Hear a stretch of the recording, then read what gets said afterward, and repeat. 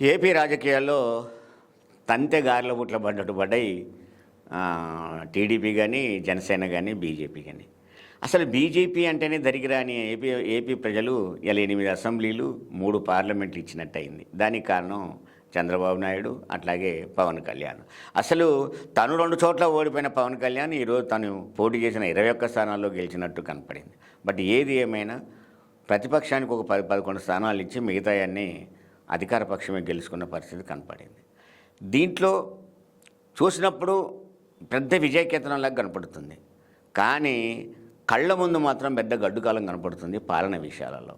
ఎందుకంటే జగన్మోహన్ రెడ్డి గారు ఇచ్చిన సంక్షేమ పథకాలే సంవత్సరానికి సుమారు 70,000 కోట్ల రూపాయలకు పైగా. మరి దానికి మించి చంద్రబాబు అండ్ కంపెనీ చేసిన వాగ్దాలు సుమారు 1,20,000 కోట్ల రూపాయలు అయితే తప్ప ఈ సంక్షేమ పథకాలకు రావు. ఒక పక్క సంక్షేమ పథకాలు తప్ప అభివృద్ధిని జగన్మోహన్ రెడ్డి గారు ప్రోత్సహించలేదు. ఈ సంక్షేమ పథకాల ద్వారానే రాష్ట్రం వెనకబడిందని ప్రచారం చేసి చాలామందిలో కూడా ఈ వాతావరణం చేసి అభివృద్ధి లేదని ఒక వాతావరణం తీసుకొచ్చారు. మరి ఉన్నయన్నీ 1,20,000 కోట్ల రూపాయలు తీసుకుపోయి సంక్షేమ పథకాలకు పెట్టిన తర్వాత మరి నువ్వు ఎలా ఆదాయాన్ని చూపెట్టగలుగుతావు, ఎలా అభివృద్ధిని చూపెట్టగలుగుతావు అనేది మొట్టమొదటి పాయింట్ కనపడుతుంది. దానికి నేను సంపదను సృష్టించడానికి ఓం రీం ఫట్ అంటే వచ్చేది కాదు సంపదన. దానికి ప్రత్యేకంగా ఎంత చూస్తావు. ఆ రోజు నాకు బాగా గుర్తుంది, జగన్మోహన్ రెడ్డి గారు ఫస్ట్ 2014 ఎన్నికలకు ముందు చూసినప్పుడు మేనిఫెస్టోలో రుణమాఫీ విషయం పెట్టమని అడిగాం. రుణమాఫీ అనే పదం పెడితే ఆ రోజు గెలిచి ఉండేది. కానీ రుణమాఫీ మనం చేయలేము, దాదాపు 1,20,000 కోట్ల రూపాయల రుణమాఫీకే కావాలి, చేయలేను, నేను అబద్ధాలు ఆడనని చెప్పేసి జగన్మోహన్ రెడ్డి గారు బ్యాక్ అయ్యాడు. ఆ తర్వాత టీడీపీ గెలిచింది. మరి ఇదే 1,20,000 కోట్ల రూపాయలు ఈరోజు వాగ్దానాలు ఉన్నాయి. మరి ఇవి ఇవ్వగలగడం అనేది సాధ్యం కాదు. ఇవ్వకుండా ఎగ్గొడితేనేమో ఇది కేవలం చంద్రబాబు నాయుడు మొదటి నుంచి లక్షణమే ఇది, మొదలు హామీ ఇస్తాడు తర్వాత ఏం చేయడు అని చెప్పే వాతావరణం మళ్ళీ తిరగబడుతుంది. ఏదైతే తెలంగాణలో 6 నెలలు కాకముందే కాంగ్రెస్ మీద ఎలా వ్యతిరేకత కుమ్ముకుంటూ వచ్చిందో, రేపు ఆంధ్రప్రదేశ్లో కూడా ఇక్కడికంటే ఎక్కువ వాగ్దానాలు చేశారు. ఇవాళ ఆ వాగ్దానాలు అమలు చేయకపోతే ప్రజల్లో వెంటనే అది రియాక్షన్ వచ్చే పరిస్థితి కనపడుతుంది.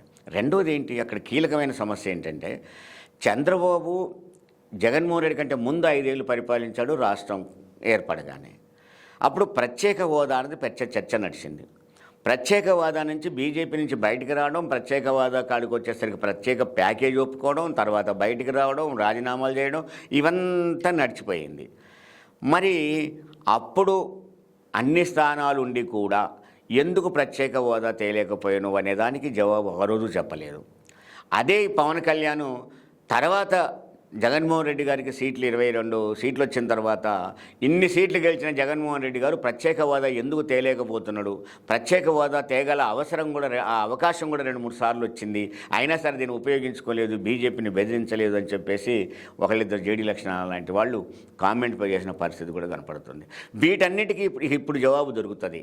ఎందుకంటే ఇవాళ వీళ్లకు 21 స్థానం ఇవాళ టీడీపీ ప్లస్ ఆయన అలయన్స్కు వచ్చిన పరిస్థితి కనపడుతోంది.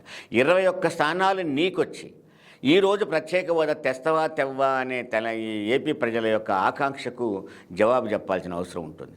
ఎందుకని నువ్వు ఎన్డీఏలో భాగస్వామ్యం అయినావు. ఇప్పుడు ఇవ్వాల్సింది ఎవరు?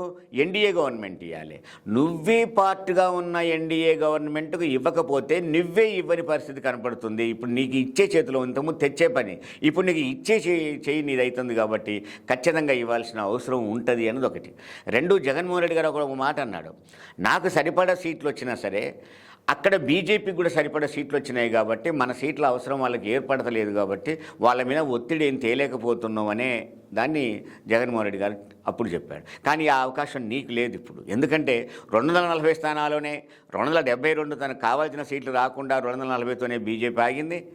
ఇతర పార్టీల మీద ఆధారపడి బతుకుంటే ప్రధానమైన నీ పార్టీ. ఎస్, ఇప్పుడు నువ్వు చెప్పు, ప్రత్యేక హోదా ఇస్తేనే నీ గవర్నమెంట్కి సపోర్ట్ చేస్తాను అని చెప్పు. ఇవాళ సచ్చినట్టు బీజేపీ ఇచ్చే అవకాశం ఉంటుంది. కాబట్టి ప్రత్యేక హోదాను నువ్వు మాట్లాడకుండా బీజేపీకి సపోర్ట్ చేస్తే ఇప్పుడు నువ్వు చెప్పినన్ని అబద్ధాల కింద లెక్కొస్తాయి. ఇప్పుడు నీకు అవకాశం వచ్చింది, పవన్ కళ్యాణ్కి అవకాశం వచ్చింది, ప్రత్యేక హోదా తెచ్చే అవకాశం వచ్చింది. డిపెండింగ్, ఆ రోజు జగన్మోహన్ రెడ్డి గారు చెప్పింది డిపెండింగ్, మన మీద డిపెండ్ కాలేదు అని. ఇప్పుడు డిపెండ్ అయ్యాడు మోడీ. కాబట్టి డిపెండ్ అయ్యిండు కాబట్టి ఇవాళ నువ్వు బెదిరించి ప్రత్యేక హోదా ఇవ్వచ్చు, వాళ్ళకి సపోర్ట్ కావాలి. ప్రభుత్వం ఏర్పడాలంత కీలకమైన స్థానంలో నువ్వు ఉన్నావు కాబట్టి ఇప్పుడు ఖచ్చితంగా ప్రత్యేక హోదా తెచ్చే అవకాశం ఉంది. కాబట్టి తేవాలని ప్రజలు కోరుకుంటున్నారు.